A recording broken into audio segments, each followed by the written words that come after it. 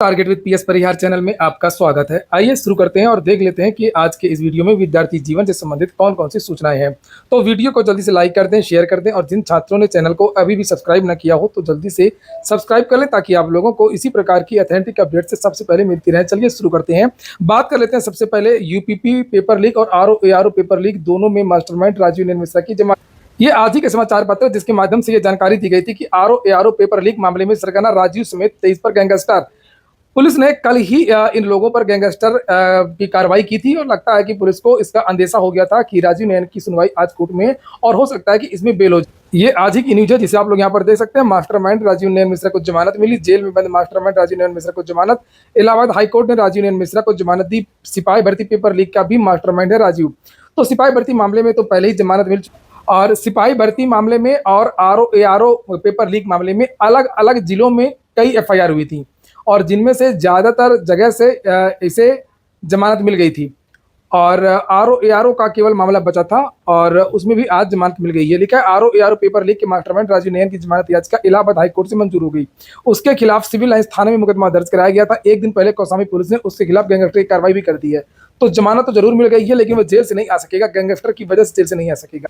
आगे लिखा है कि 2 मार्च को यूपी लोक सेवा आयोग के सचिव अशोक कुमार ने आरओ पेपर लीक मामले में प्रयागराज के सिविल लाइंस थाने में अज्ञात के खिलाफ केस दर्ज कराया था। पुलिस की जांच में राजीव नयन मिश्रा का नाम मास्टरमाइंड के रूप में सामने आया था। 11 फरवरी को आरओ परीक्षा आयोजित की गई थी। राजीव नयन मिश्रा को मेरठ, नोएडा, कौसाम्बी में दर्ज मामलों में से पहले ही इलाहाबाद हाईकोर्ट से जमानत मिल चुकी थी और वहीं कौसाम्बी पुलिस ने आरओ पेपर लीक मामले में मास्टरमाइंड राजीव नयन मिश्रा समेत 23 सदस्यों पर गैंगस्टर लगा दिया है। कौसाम्बी पुलिस ने मंझनपुर, कोकराज और प्रयागराज के सिविल थाने में दर्ज मुकदमों को आधार बनाकर के गैंगस्टर की कार्रवाई की है। न्यायमूर्ति संजय कुमार पचौरी की अदालत से जमानत दी।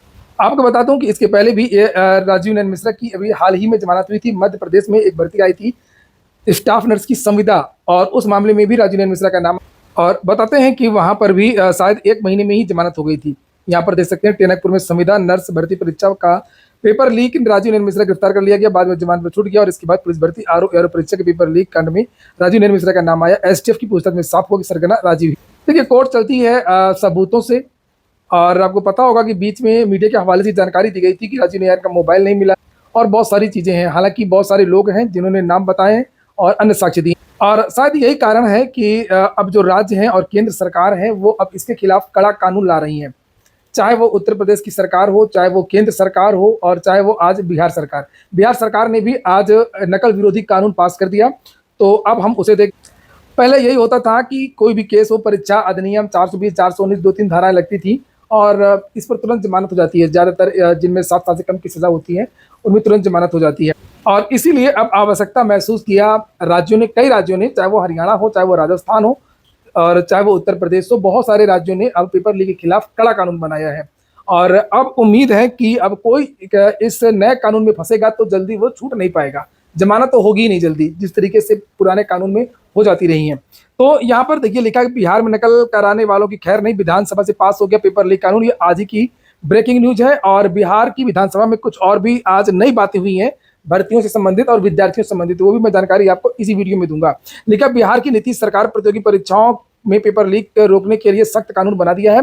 इस कानून में दोषी व्यक्ति को 10 साल तक की जेल होगी, 1 करोड़ तक का जुर्माने का प्रावधान है और अगर कोई सरकारी अधिकारी पेपर लीक में शामिल पाया गया तो उसे 10 साल की जेल और 1 करोड़ रुपए तक का जुर्माना। ये बढ़िया किया अधिकारियों को, तो निश्चित अब बहुत बढ़िया किया कि अधिकारियों को लपेटा गया है। मेन चीज यहीं से, बिना अब जो बीपीएससी का जो पेपर लीक हुआ था तो उसमें ईओयू ने और मीडिया के हवाले से ये संख्या व्यक्त की थी कि आखिरकार कैसे पता कि पश्चिम बंगाल के जो प्रिंटिंग प्रेस है वहां से कैसे ट्रक से पेपर आया, कैसे ढाबे में रुका रेस्टोरेंट में और कैसे वहां से वो निकाला गया, एग्जैक्ट जानकारी कैसे मिली, किस प्रिंटिंग प्रेस में छप रहा है, किस कुरियर कंपनी के द्वारा पेपर आ रहा है। निश्चित तौर पर ये आशंका जताई गई थी कि ये पेपर में कहीं ना कहीं ये अंदर के लोगों का हाथ है इसमें। तो ये चीज से सही किया है, ये जिम्मेदारी तय कर दी गई क्योंकि अभी बहुत कम मामलों में ऐसा होता है कि किसी बड़े जिम्मेदार अधिकारी के खिलाफ कोई कार्रवाई की जाती है। ज्यादा होता है ट्रांसफर या कुछ दिनों का निलंबन, बाद में फिर बहाल हो जाते हैं और फिर से जो है वो बंटाधार करते हैं भर्ती। चूंकि सरकारी नौकरी की ये खासियत होती है कि जितना मिलने में देरी होती है उतना निकलने में देरी होती है। जल्दी नौकरी जाती नहीं है। कोर्ट वगैरह, हाई कोर्ट, सुप्रीम कोर्ट और बहुत सारे जो विभाग होते हैं मानवाधिकार, तुरंत इनको रिहा कर दिया जाता है, छूट जाते हैं, बच जाते हैं। तो बिहार लोक परीक्षा कानून इसका नाम है, जिसे आप लोग यहाँ पर देख सकते हैं। अनुचित साधन निवारण विधेयक 2024। तो विधानसभा से आज पारित हो गया है। अभी ये विधान परिषद से पारित होगा, वहां पर भी 2 सदन है, जिस तरीके से उत्तर प्रदेश में है ऐसे ही बिहार में है, और उसके बाद में राज्यपाल की मोहर लगेगी और ये लागू हो जाए। वैसे पेपर लीक में क्या क्या है इसे देख लीजिए जरा, कि लिखा है कि नया कानून परीक्षा में नकल रोकने के लिए लाया गया है। अगर कोई स्टूडेंट नकल करते पकड़ा गया तो उसे 3 से लेकर के 5 साल तक की जेल होगी, साथ ही उस पर 10 लाख रुपए तक का जुर्माना लगेगा। अगर कोई स्टूडेंट परीक्षा में नकल करता हुआ पकड़ा गया तो 3 से 5 साल की सजा और 10 लाख का जुर्माना। और वहीं पर अगर परीक्षा करवाने वाली कंपनी या संस्था नियम तोड़ती है तो उस पर 1 करोड़ रुपए तक का जुर्माना लगाया जा सकता है। साथ ही उस संस्था को 4 साल के लिए ब्लैक लिस्ट भी किया जा सकता है। गड़बड़ी से हुआ नुकसान भी कंपनी को भरना होगा।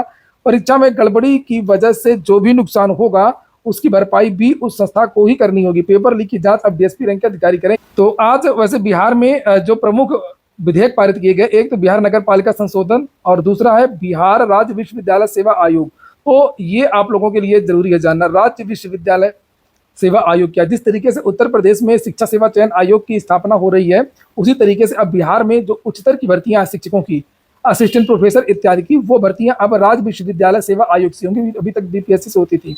वहीं पर बिहार विद्यालय परीक्षा समिति संशोधन विधेयक तो ये तो आप लोगों ने देखी। और ये जो परीक्षा वाला ये नियम है बिहार विद्यालय परीक्षा समिति, इसमें बिहार बोर्ड में अब ऑनलाइन परीक्षा होगी। ये एक बहुत बड़ा बदलाव है कि बिहार में अब बोर्ड परीक्षा ऑनलाइन होगी। ऑनलाइन घर बैठे नहीं होगी, इसके लिए परीक्षा केंद्र में जाना होगा। परीक्षा केंद्रों में आप लोग ऑनलाइन एग्जाम देंगे। यहाँ पर आगे लिखा कि बिहार विश्वविद्यालय सेवा आयोग व विद्यालय परीक्षा समिति विधेयक को शिक्षा मंत्री सुनील कुमार ने विधान परिषद की पटल पर रखा। उन्होंने कहा कि सभी उच्चतर शिक्षण संस्थानों में अब विश्वविद्यालय सेवा आयोग के माध्यम से ही शिक्षकों की नियुक्तियां होंगी। और जो बोर्ड की ऑनलाइन परीक्षा होनी है उसके बारे में जानकारी दिया है कि यह परीक्षा घर पर बैठकर के नहीं होगी, बल्कि सेंटर पर जाकर के परीक्षा होगी। इसमें तकनीकी का इस्तेमाल कर कदाचार मुक्त परीक्षा होगी। इसका सभी छात्र छात्राओं को लाभ मिलेगा। अगली जो सूचना है वो उत्तर प्रदेश लोक सेवा आयोग की विद्यार्थियों ने आरटीआई के द्वारा जानकारी मांगी थी। आरटीआई लगाई थी 26 मई को और इसका जवाब आया है यहाँ पर 12 जुलाई को। ये देखिए लिखा हुआ है। और नीचे यहाँ पर पूछा था विद्यार्थी ने खंड शिक्षा अधिकारी भर्ती के बारे में, तो यहाँ पर जवाब आया है कि आयोग को आगामी खंड शिक्षा अधिकारी परीक्षा हेतु शासन विभाग से अधियाचन प्राप्त हुए थे। अधियाचन में उल्लिखित समकक्षता अर्थ निर्धारण न होने के कारण और अन्य विसंगतियों के कारण शासन संबंधित विभाग को अधियाचन मूल रूप से वापस भेज दिया गया है। समकक्ष अर्हता का निर्धारण न होने से और ई अधियाचन पोर्टल पर अधियाचन प्राप्त होने पर विज्ञापन संबंधी कार्रवाई की जाएगी। तो 2 मामले बताए गए थे कि इसको वापस भेज दिया गया है और दूसरा समकक्ष अर्हता का मामला। और ये भी कहा गया था कि अधियाचन उपलब्ध न होने के कारण रिक्तियों की संख्या के संबंध में सूचना दे नहीं। तो ये 12 तारीख की न्यूज़ थी, लेकिन ये लेटेस्ट अपडेट है। बीईओ के 89 पदों में भर्ती होगी। और ये जो जानकारी मैं आपको दिखा रहा हूँ ये 23 जुलाई की है, और जो आप आरटीआई देख रहे थे वो 12 जुलाई की है। तो 23 जुलाई के समाचार पत्रों के माध्यम से जानकारी दी गई है कि इसका जो है वापस अधियाचन बेसिक शिक्षा निदेशालय से भेज दिया गया है। और लिखा कि अगले कुछ महीनों में इसका जो विज्ञापन है वो निकल सकता है। और वास्तव में मामला ये है कि जो खंड शिक्षा अधिकारी के समकक्ष अर्हता विवाद है और जो एलटी ग्रेड के समकक्ष अर्हता विवाद है, वास्तव में अब इन दोनों में लगातार काम हो रहा है। अधिकारियों का आना जाना, पत्राचार लगातार हो रहा है और बहुत जल्द उम्मीद है कि अब वास्तव में जो है कुछ चीज़ें निकल करके आएंगी। जैसे ये आपने बीईओ के बारे में देखा, वो 23 तारीख की सूचना थी, और ये मैं आपको दिखा रहा हूँ 21 जुलाई की। 21 जुलाई के समाचार पत्र के माध्यम से भी जानकारी दी गई थी आरओ एआरओ को लेकर के कि जल्द निस्तारित होगी समकक्ष अर्हता। अपर शिक्षा निदेशक पहुंचे आयोग। और लिखा है इसमें कि समकक्ष अर्हता का निर्धारण कर शिक्षा निदेशालय शासन को 2 बार पत्रावली भेज चुका, लेकिन अभी तक ये सुलझा नहीं है। और रिक्त पदों पर भर्तियां तेजी से पूरी करने के लिए मुख्यमंत्री के निर्देश के बाद समकक्ष अर्हता स्पष्ट करने की दिशा में सार्थक पहल हुई है। अपर निदेशक एडी राजकीय अजय कुमार द्विवेदी 2 दिन पहले इस संबंध में वार्ता करने उत्तर प्रदेश लोक सेवा आयोग पहुंचे थे। कुछ बिंदुओं पर राय मांगी थी शासन को और उसी को क्लियर करने के लिए ये पहुंचे थे। तो उम्मीद है कि ये जो मामला है वो अब जल्द समाप्त होगा और आप लोगों को एलटी की और बीईओ की जो भर्तियां हैं वो आगे आने वाले महीनों में देखने को मिलेंगी। दोनों भर्तियों के लिए मैंने पहले भी कहा था कि आप लोगों को कम से कम अभी 1.5 से 2 महीने इंतजार करना होगा।